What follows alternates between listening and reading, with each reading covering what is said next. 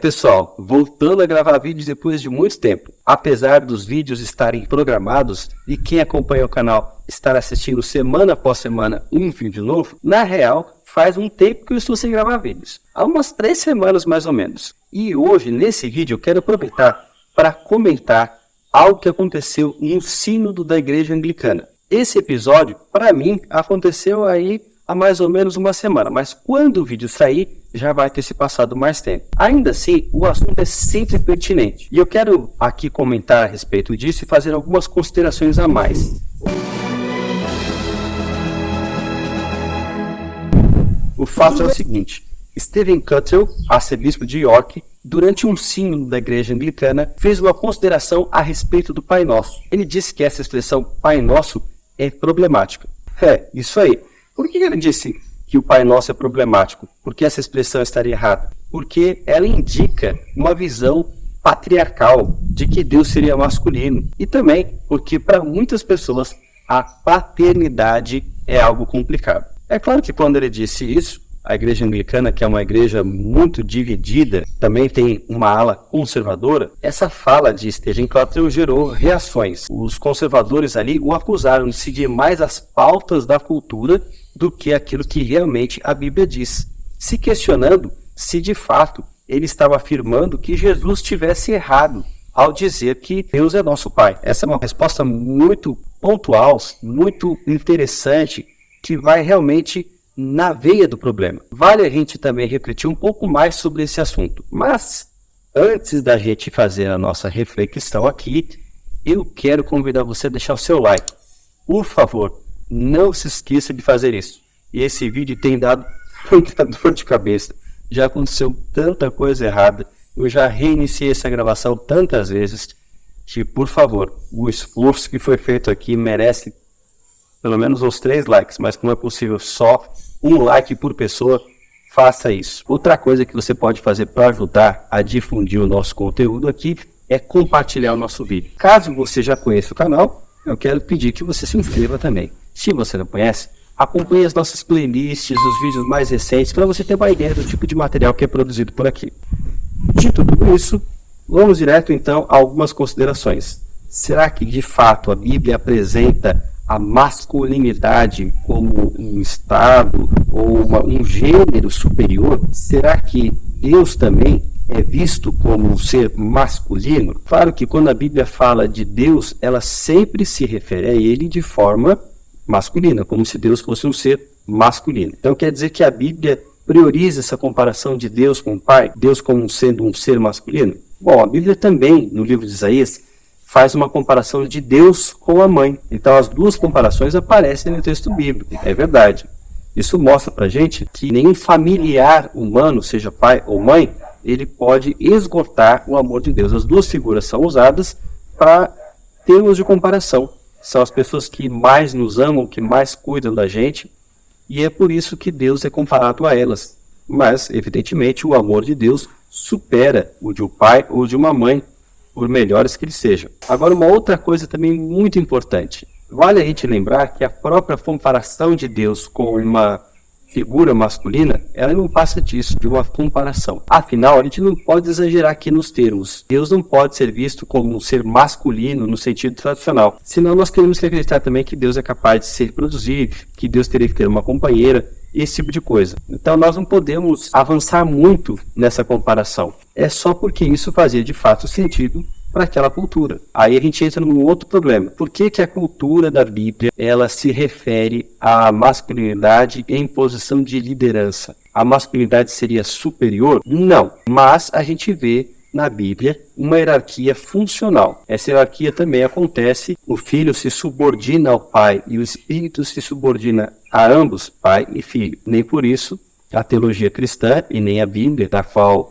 ela acaba se derivando, a teologia, apresentam o pai como superior ao filho, ou ao espírito, ou como o filho sendo superior ao espírito. Os membros da Trindade, cada um deles, são vistos como pessoas divinas. E, portanto, nenhum deles é superior ao outro. Todos eles têm os mesmos atributos, o mesmo poder, o mesmo alcance, a mesma influência, mas um se subordina ao outro apenas em cumprimento da sua missão. Da mesma maneira, a gente pode falar também de homem e mulher. Existe uma subordinação por causa do pecado. O homem não é ontologicamente superior à mulher, mas após o pecado, o homem então deveria cuidar da mulher, protegê-la, uma vez que foi ela a primeira a pecar. Vale lembrar também que quando Eva é criada, e Eva não tem esse nome antes do pecado, ela é chamada apenas de mulher, Ishá, mulher no original. Quando a mulher é criada e ela é apresentada a Adão, ele a reconhece como osso dos meus ossos, carne da minha carne.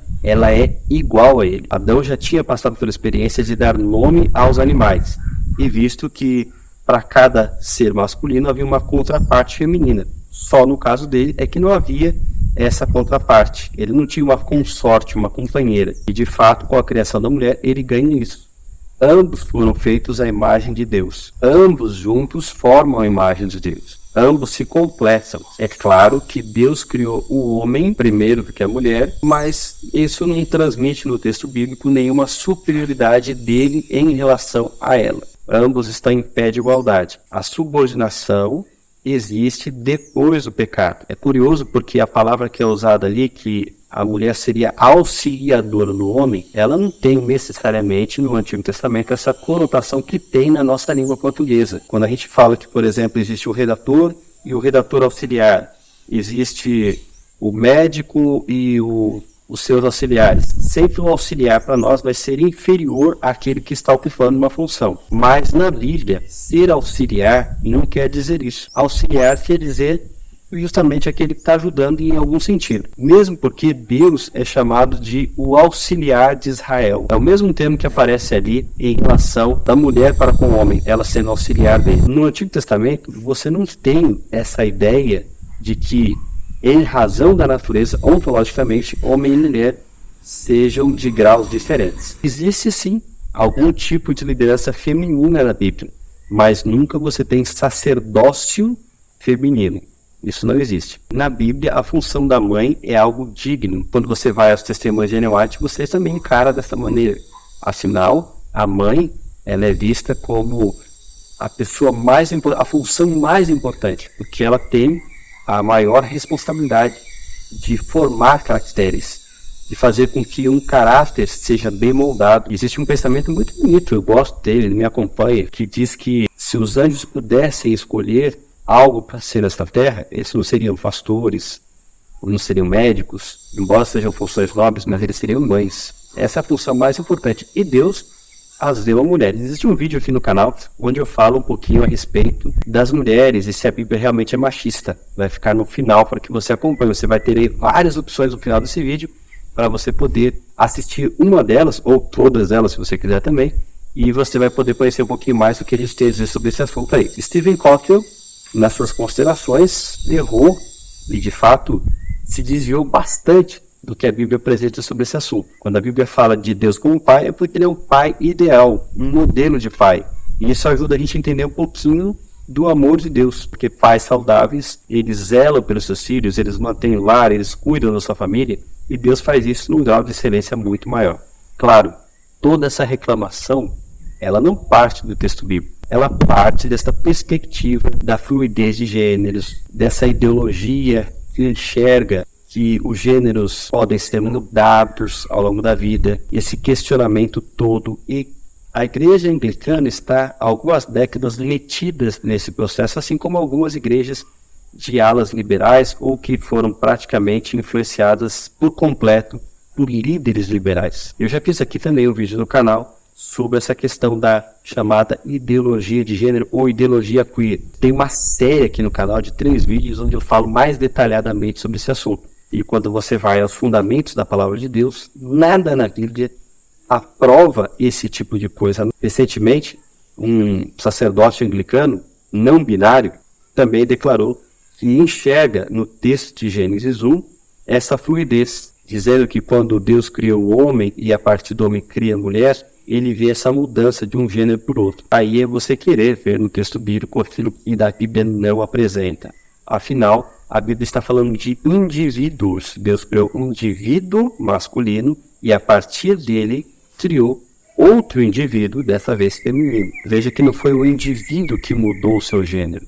Se você quisesse entender assim, você teria que entender o texto de forma não literal, de forma metafórica. Isso é, na verdade, o que os liberais fazem com os textos de Gênesis e de outras porções, especialmente do Antigo Testamento. Eles tentam enxergar metáforas para se encaixar em pensamentos que eles já têm a priori, tentando assim justificar as suas ideologias. Mas quando você entende seriamente os textos bíblicos e quem está apresentando, você percebe que Deus, de forma assim muito clara, ele estabelece dois gêneros rígidos, fixos, sem possibilidade de um cambiar para o outro.